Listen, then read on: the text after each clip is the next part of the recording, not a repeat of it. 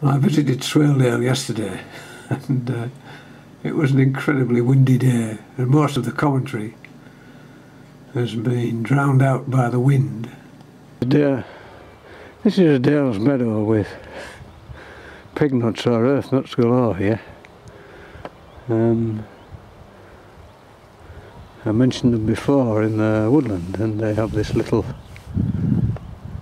tuber at the base which you can eat, this little peppery thing. I'll see if I can dig one up and we'll have a look at it. There's one there. It's very small because all the stores, all the food that was stored in there has been used to produce this three-stemmed plant. When these leaves photosynthesize, they'll create a new culm, a new tuber, which will be much bigger than that. So later in the year, when the leaves begin to die off, would be a good time to come and dig one of these up.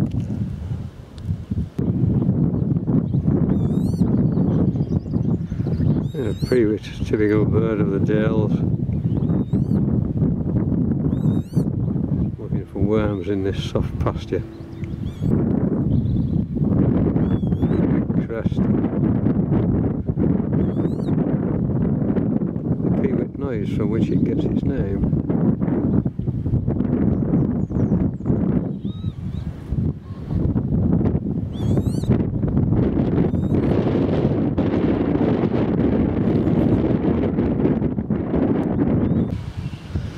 Many Dale stands have a little gate on to stop lambs running from one field to the other, and they have a coiled spring on the far side. Most of them are quite easy to walk, but some of them a bit like a rat trap. This one certainly is.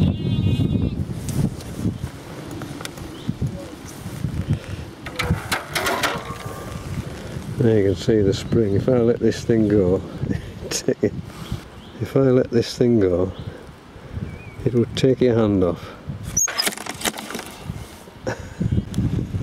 This is a view from the top of Buttertubs looking down into Swaledale. We've just had a big storm go through, so everything's wringing wet through, and it's still very, very windy. Now the sun is out, it should improve.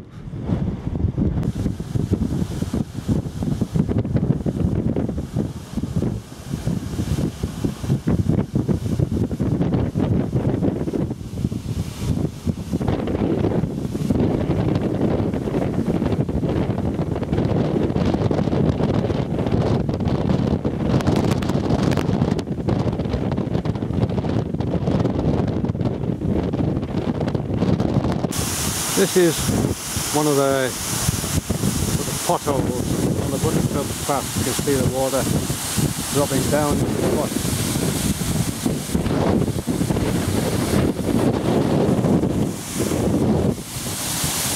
And you can see the bottom there, it's not terribly deep.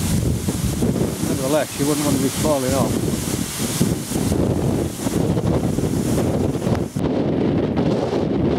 These are more of the Buttertubs on the opposite side of the road. See where the line rain. It's a fair old drop. You don't want to be dropping down, falling down off this edge here.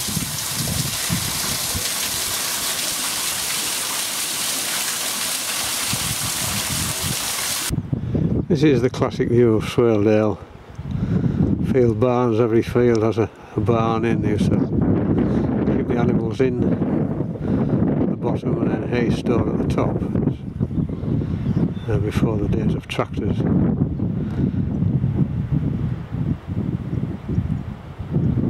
All these dry stone walls, all higgledy-piggledy. They must have taken years and years and years to build. And then just turning down towards the little village of Thwaite, which I think is essentially all holiday cottages. I don't know whether there are still any residents there or not. Maybe just one or two. And then those dry stone walls across there. Mile after mile after mile of them.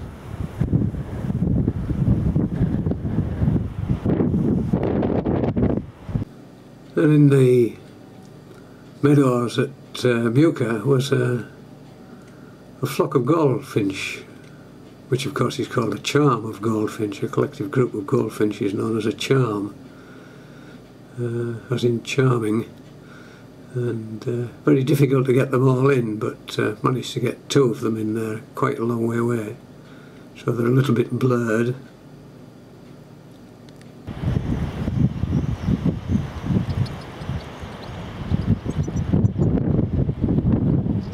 You know, lots and lots of goldfinches in this wildflower meadow at Muka.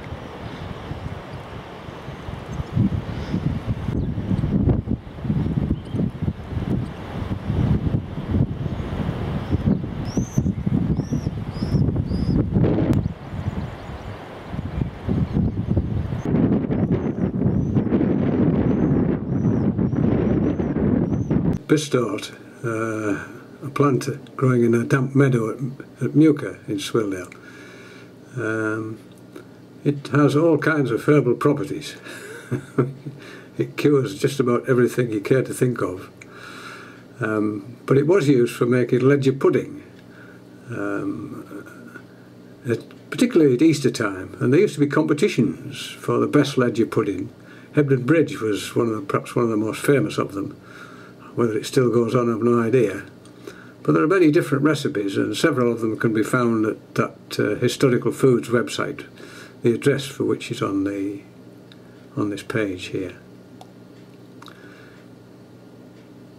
It's quite strange in that the root is S-shaped. Why that should be, I've no idea. This little flower I think is called Bistort. You find it in damp meadows.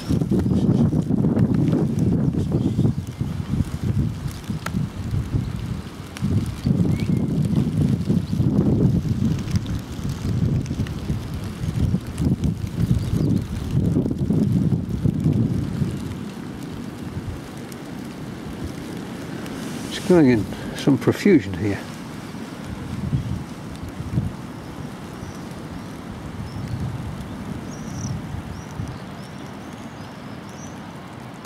This is a typical Dales wildflower meadow. This one belongs to one of the trusts. This is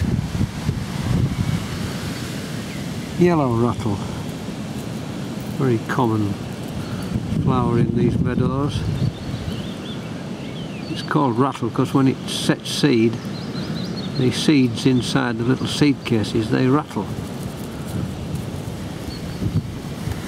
We've also got a little plant called eyebright.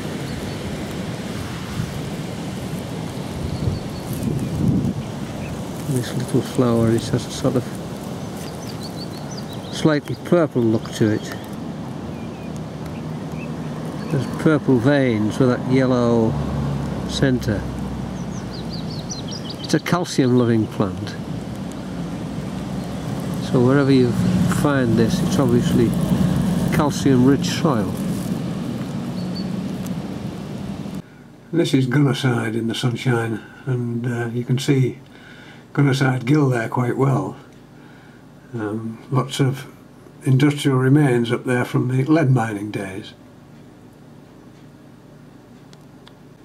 And this is a lovely view of the gunnerside bottom field system in the evening sunshine, when you get that nice contrast between the sunny side and shady side of the walls. And every field of course has a field barn. The field barn was usually 2 levels. On the bottom level where the cattle were kept, and above was the hay. And the reason for the barn of course was that they didn't have to carry the hay very far from the field. and the cows were easily kept there and fed during the winter time. And of course the cow muck, which piled up during the winter, it was very easy to take it out and spread on the field, which was quite simply alongside the barn.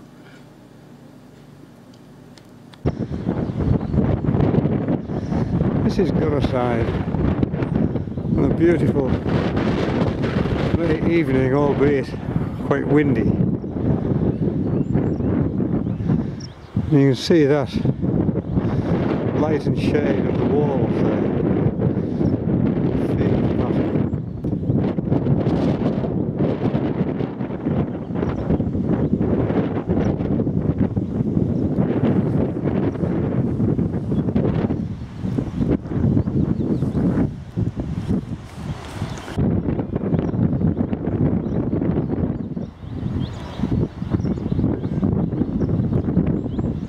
So just one last view then, this amazing field pattern and Gurrside in Swaledale.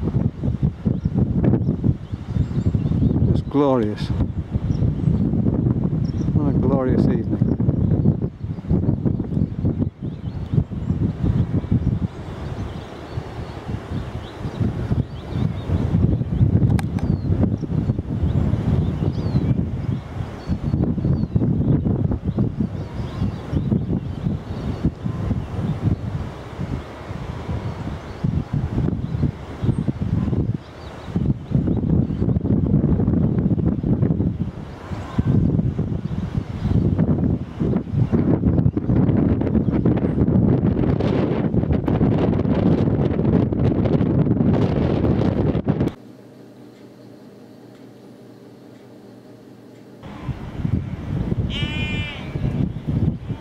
Nice view of the River Swale.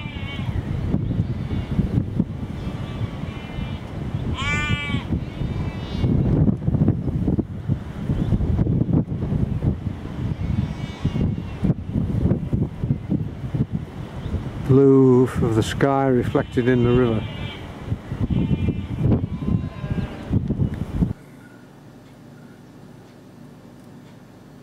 On the little back road into Grinton, you get this great massive juniper, which was used for, the berries are used to flavour gin. And on this little back road to Grinton, we've got this great sweep of juniper, the berries of which of course are used for making gin, amongst other things. And this grass, it's just like a lawn, where the rabbits have nibbled it off. In fact, there's about 20 rabbits just run away as I came across here. Fortunately, no myxomatosis today. You can hear the willow warblers everywhere.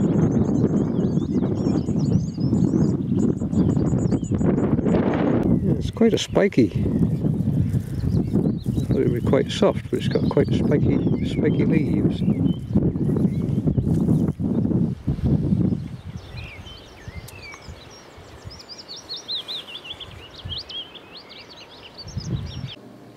This is Hilo, which has a nice little village just up the dale from Reef, and it has again a nice field pattern of walls.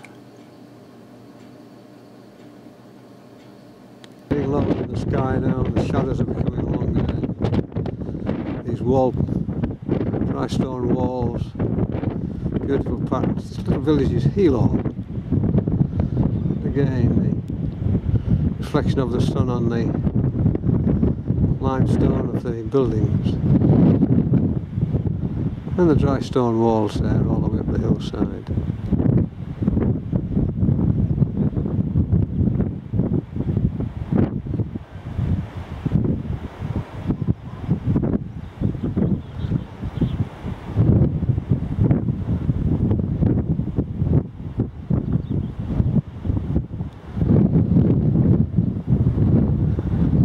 And then in the distance there you've got Flemington Edge, a glorious walk on a nice day,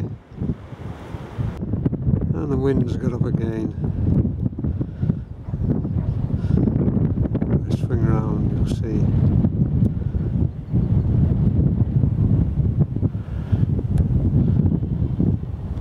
the main town in Swaledale, or the little village anyway, is Reeth, and this is it.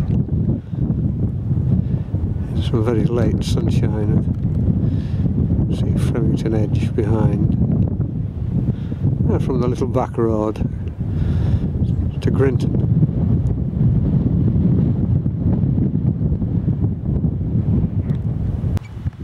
There you can see the River Swale at Reeth.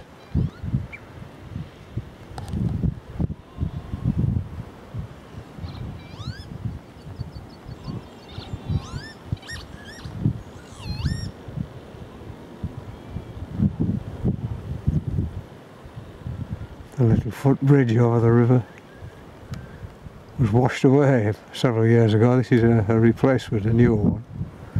A little suspension bridge.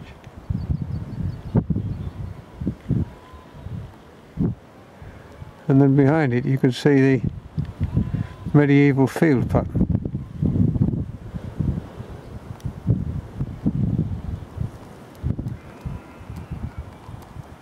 Well, sort of, it was terracing.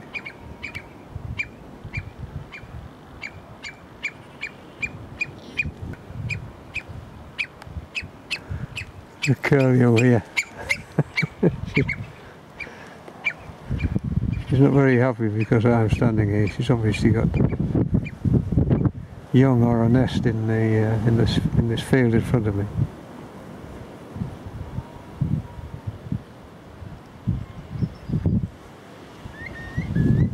You can hear her calling now. It's a lovely call, curlew.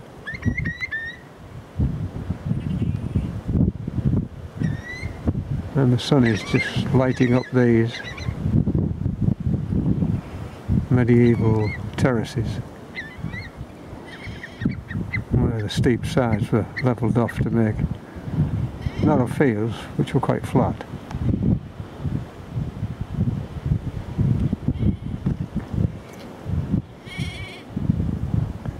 And they go right up the hillside. You can see some more further up there.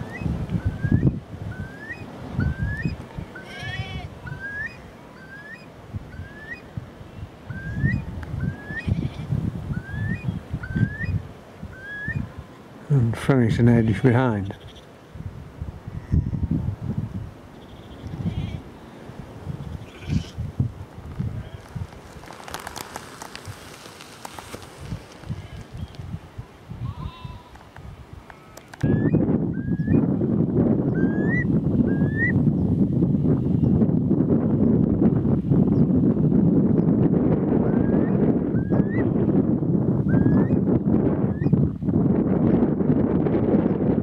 Well, the curlew's got a pretty good beak for throwing it in the wet soil. Finding worms.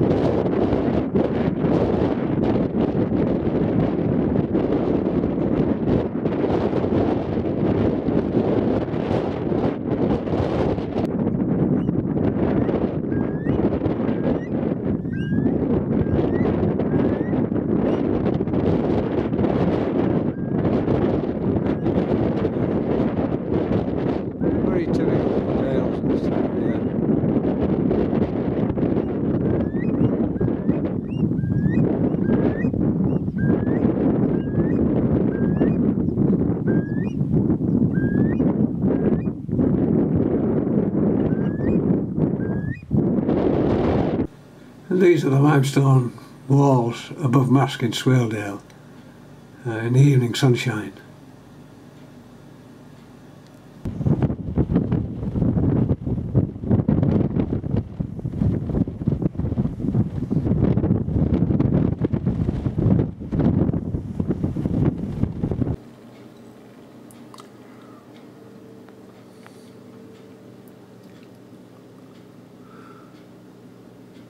When I was out in the dale and I looked over the wall of a bridge over a little beck and saw this thing attached to a post lying across the beck.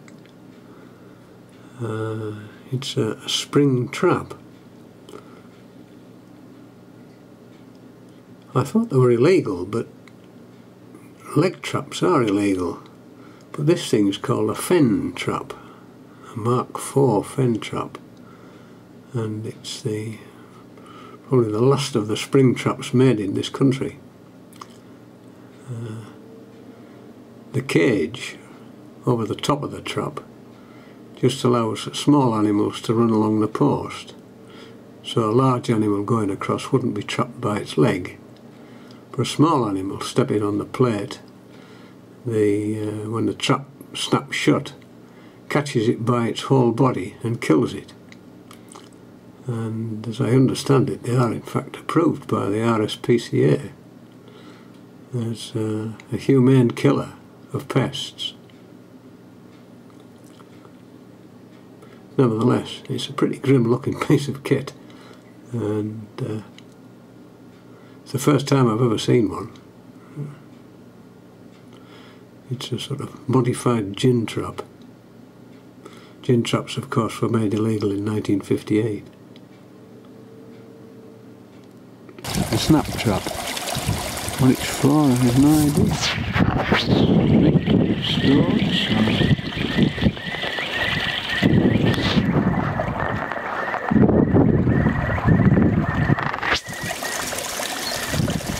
I don't know what it is.